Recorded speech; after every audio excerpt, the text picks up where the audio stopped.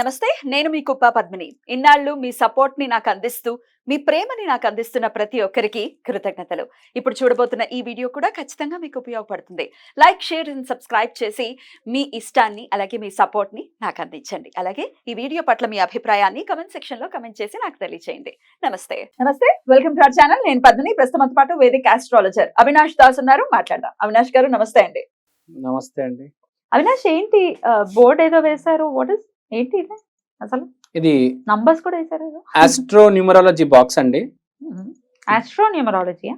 న్యూమరాలజీకి astro న్యూమరాలజీకి difference ఉందా? ఉందండి, చెప్తాను. ఇది స్టార్ట్ చేసే ముందు చాలా పవిత్రమైన టాపిక్ కాబట్టి ఓం నమ శివాయ, ఓం నమో వెంకటేశాయ. ఇది చాలా పవిత్రమైన బాక్స్. ఇప్పుడు న్యూమరాలజీలో 8, 17, 26 ఇవన్నీ ఒక సిరీస్ నంబర్స్. లాజిక్ ఏంటంటే 17 అంటే 1, 7 కలిపితే 8, 26 అంటే 2, 6 కలిపితే 8, 35 3, 5 కలిపితే 8. సో 8, 17, 26, 35 ఇవన్నీ ఒక వరుస, ఒక నంబర్లు. ఇవన్నీ ఒకటేలాగా ఉంటాయి. మనుషులందరూ ఒకటేలాగా ఉంటారు. ఇప్పుడు 8వ తారీఖు, 17వ తారీఖు, 26వ తారీఖు పుట్టిన వాళ్ళు ఒక రకంగా ఉంటుంది జీవితం అంటారు. న్యూమరాలజీ, ఆస్ట్రో న్యూమరాలజీ ఏంటంటే 1, 13, 25, 37, 49, 61 ఈ నంబర్లు అన్నీ ఒకటేలాగా ఉంటాయి. ఇప్పుడు మీ జీవితంలో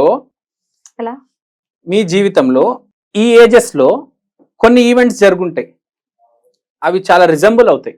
సో ఇక్కడ ఏంటంటే ఇప్పుడు 8, 17, 35 అనుకున్నాం కదా, 26 అవన్నీ ఏంటంటే అవి వ్యక్తిత్వాలు. ఇప్పుడు 8 నంబరు 17 నంబర్ బాగా ఫ్రెండ్స్ అవుతారు, 17, 26 ఫ్రెండ్స్ అవుతారు. ఇదేంటంటే ఇల్లులు. Astrology house, 1st, 2nd, 3rd, 4th, 5th, 6th, 12 houses. So ఒక్క హౌస్ లో కొన్ని నంబర్ స్టోర్ అయి ఉంటాయి. సో మీకు జరిగిన ఈవెంట్స్, ఇప్పుడు 16th ఇయర్ లో జరిగిన ఈవెంట్ 28th ఇయర్ లో కూడా జరుగుతుంది. అయితే 4th డేట్ ఆఫ్ బర్త్ ఉన్న వాళ్ళకి ఇవి మీరు చెప్పేది. 4th డేట్ ఆఫ్ బర్త్ ఉన్న వాళ్ళకి కాదు. ఎట్లా? ఇప్పుడు మీ జీవితంలో, ఇప్పుడు ఫర్ ఎగ్జాంపుల్ మీకు 11వ ఇంట్లో చంద్రుడు ఉన్నాడు అనుకుందాం. 11వ ఇల్లు ఎక్కడ వచ్చింది? ఇక్కడ. సో 11, 23, 35 ఈ ఏజెస్ లో ఈవెంట్స్ రిలేటెడ్ గా జరుగుతాయి. చంద్రుడికి సంబంధించిన ఈవెంట్స్ వస్తాయి. ఆ ఏజ్ లో సేమ్ ప్రాబ్లమ్స్ వస్తాయి, సేమ్ సొల్యూషన్స్ కూడా వస్తాయి. ఇప్పుడు మీకు 35 లో ఒక ప్రాబ్లం వచ్చింది, దాని సొల్యూషన్ ఏంటో తెలియదంటే దాని వెనక 11th ఇయర్ కి వెళ్ళిపోండి. అప్పుడు మీకు గుర్తొస్తుంది, అరే నాకు ఇలాంటి ఈవెంట్ జరిగింది, నేను దాన్ని ఎలా సాల్వ్ చేశాను. కొందరు ఇరుక్కుంటారు. Same solution. అంటే ఇప్పుడు మీకు ఏ ఇంట్లో ఏ గ్రహం ఉందో ఆ గ్రహము ఈ సంవత్సరాల్లో ఈవెంట్స్ ఇస్తుంది, గ్యారంటీ. ఇప్పుడు 2-3 గ్రహాలు ఒక ఇంట్లో ఉండే పరిస్థితులు కూడా ఉంటాయి. అప్పుడు పెద్ద ఈవెంట్స్ వస్తాయి. 2-3 గ్రహాలు ఫస్ట్ హౌస్ లో ఉంది, లగ్నంలో. అమిత్ షా గారికి కుజుడు లగ్నంలో ఉన్నారు. సో 1, 13, 25 ఆ సంవత్సరాల్లో అతనికి ఈవెంట్స్ వచ్చి ఉంటాయి. 49, 61 కుజుడికి సంబంధించిన పెద్ద ఈవెంట్లు వస్తాయి. అది బ్యాడ్ అనుకోవాలా, గుడ్ అనుకోవాలా? సో బ్యాడ్ గుడ్ అనేది మీ కర్మ బట్టి ఉంటది, కానీ ఆ సంవత్సరము ఆ గ్రహానికి సంబంధించిన ఈవెంట్ ఉంటది. అది బ్యాడ్ ఉన్నా దాన్ని మీరు గుడ్ గా మార్చుకోవచ్చు. ఎందుకంటే మీరు పాస్ట్ చూసుకుంటే మీ లైఫ్ లో ఇప్పుడు మీకే 2-3 గ్రహాలు ఒక ఇంట్లో ఉండొచ్చు. మీరు క్రాస్ చెక్ చేసుకుంటే మీకు ఆ ఈవెంట్స్ కనపడతాయి, దాని సొల్యూషన్స్ కూడా వచ్చి ఉంటాయి. మళ్ళీ నెక్స్ట్ ఎప్పుడెప్పుడు జరగబోతుంది, నెక్స్ట్ ఏం ఈవెంట్స్ రాబోతున్నాయి ఆ ఇయర్ కూడా రాశాను నేను. ఇప్పుడు ఇది ఉంది 11, 23, 35, 47, 59, 71. ఇప్పుడు 35th ఇయర్ లో ఒక ఈవెంట్ వస్తుంది, 23rd ఇయర్ లో దానికి రిజంబులెన్స్ ఉంటుంది. So this is astro numerology. ట్రికీగా ఉంది. అయితే అసలు ఇప్పుడు 5 గ్రహాలు కూడా ఒక్కొక్క రాశిలో ఉంటే వాళ్ళు లైఫ్ చేంజింగ్ ఈవెంట్స్. అవునా? లైఫ్ చేంజింగ్ ఈవెంట్స్ జరుగుతాయి. 5 గ్రహాలు ఒకటే రాశిలో ఉంటే పెద్ద ఈవెంట్స్ జరుగుతాయి. దాన్ని ఎలా ఫేస్ చేయాలో కూడా మీకు పాస్ట్ లో వెళ్తే తెలుస్తుంది. ఫ్యూచర్ లో కూడా ఏం జరగబోతుంది అనేది మీకు హెల్ప్ అవుతుంది. ఇది న్యూమరాలజీ కాదు, ఆస్ట్రో న్యూమరాలజీ. మీ ఈవెంట్స్ ప్రిడిక్షన్ కోసం మీకు నెక్స్ట్ ఇయర్ ఏం జరుగుతుంది అనేది దీన్ని బట్టి చెప్పవచ్చు. అంటే నెక్స్ట్ ఇయర్ పెద్ద ఈవెంట్ జరుగుతుంది, నార్మల్గా వెళ్ళిపోతుందా? ఇప్పుడు 7వ ఇంట్లో మీకు ఏం లేకపోవచ్చు గ్రహం, ఫర్ ఎగ్జాంపుల్. ఒక్కొక్క ఇంట్లో సో నెక్స్ట్ ఇయర్ పెద్దగా ఏం లేదు. ఏ ఇంట్లో అయితే 3-4 గ్రహాలు ఉంటే కరెక్ట్ ఆ ఏజ్ లో ఒక ఈవెంట్ జరగబోతుంది. బాబు అమ్మో ఈ సంవత్సరం చాలా జాగ్రత్తగా ఉండాలి, ఈవెంట్ బాగా డీల్ చేయాలి, బాగా డీల్ చేస్తే సక్సెస్ వస్తుంది. 3 గ్రహాలు ఉన్నాయి మీకు 11 ఇంట్లో. 35th ఇయర్ లో మేజర్ ఈవెంట్ జరుగుతుంది. దాన్ని ఎలా ఫేస్ చేయాలి? 23rd 11 లో 23 ఏటలో 11 ఏటలో ఏం జరిగింది గుర్తు తెచ్చుకొని అప్పుడు నేను ఎలా ఫేస్ చేశాను అంటే 23 ఏటలో ప్రాబ్లం వచ్చింది, ఎలా ఫేస్ చేశాను అనేది గుర్తెచ్చుకుంటే ఇప్పుడు analysis చేసుకో. అనాలిసిస్ ప్లస్ ప్రాబ్లం సివియారిటీ, ఏ రకమైన ప్రాబ్లం జరగబోతుంది. 23లో మంచి జరిగింది, అయ్యో అయితే 35లో కూడా మంచి జరగబోతుంది నాకు, అంతే కదా. 35 వచ్చినప్పుడు చూడాలి. 35 వచ్చినప్పుడు చూడాలి, జరుగుతుంది కంపల్సరీ. మీకు 23లో మంచి జరిగి ఉంటే 35 ఏటలు కూడా మంచి జరుగుతుంది. ఎందుకంటే 35, 23 అదే ఇంట్లో ఉన్నాయి, ఎప్పటికీ అక్కడే ఉంటాయి కూడా, ఎప్పటికీ అక్కడే ఉంటాయి కూడా కదా. Right right. ఓకే, ఇట్లా ఈవెంట్స్ ఏం జరుగుతున్నాయి అనేది ప్రెడిక్ట్ చేసుకోవచ్చు, మీకే మనకి తెలుసుకోవచ్చు. మీకే తెలుసుకోవచ్చు.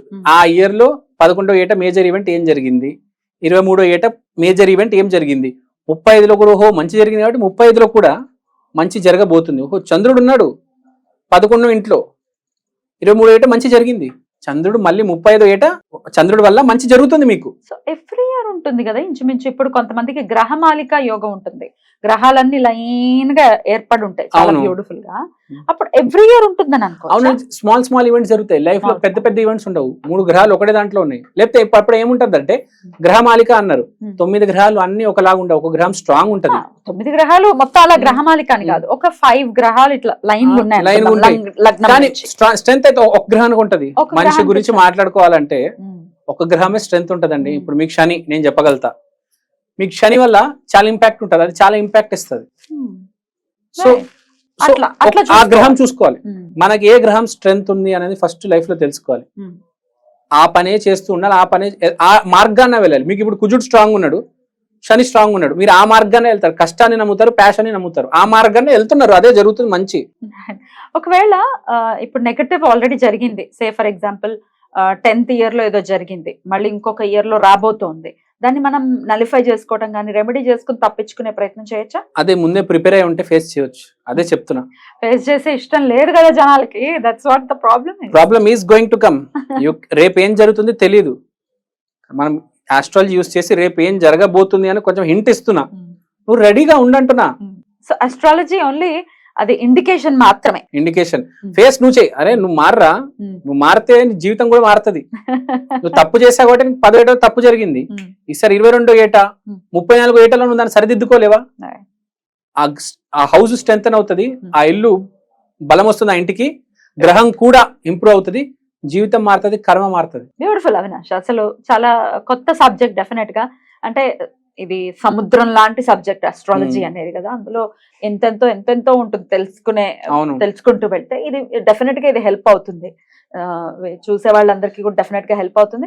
ఎవరైతే నెగటివ్ గా వచ్చే పరిస్థితి కనుక ఉంటే డెఫినెట్ గా మనలో మార్పు తెచ్చుకుని, వ్యక్తిత్వంలో మార్పు తెచ్చుకుంటే డెఫినెట్ గా నలిఫై అవుతుంది. బ్యాడ్ ఈవెంట్ ఏదైనా వచ్చేటట్టయితే నలిఫై అవుతుంది అని చెప్తున్నారు, అంతేనా? అంతే. ఒకటి చెప్తాను, కామన్ మై ఆడియన్స్ కి ఇప్పుడు నేను చెప్పింది ఏమీ అర్థం కాకపోవచ్చు, కానీ సింపుల్ గా ఈ డైమండ్స్ లో మీకు ఏదో ఏ ఏటలో అయితే ఏదైనా ఈవెంట్ జరిగిందో నెక్స్ట్ వచ్చే నంబర్ లో కూడా అదే ఈవెంట్ జరగబోతుంది. కాబట్టి కొంచెం కామన్ సెన్స్ వాడితే మీకు అర్థమవుతుంది. ఏం కన్ఫ్యూజన్, మీరు చాలా సింపుల్. ఇప్పుడు 11 ఏటలో జరిగింది, 23లో మళ్ళీ జరుగుతుంది, 35లో మళ్ళీ జరుగుతుంది. ఆ నంబర్లు చూసి మీ జీవితం ఏదో మీరు అంచనా వేసుకోవచ్చు. చాలా మంచి నంబర్స్ తో అన్ని ఎలానే ఉంటాయి, మహాదశలు, నక్షత్రాలు, రాశులు. Just for common man he can understand. Definitely చాలా అద్భుతంగా తెలియజేశారు. థ్యాంక్ యూ సో మచ్ అండి. నమస్తే. నమస్కారం.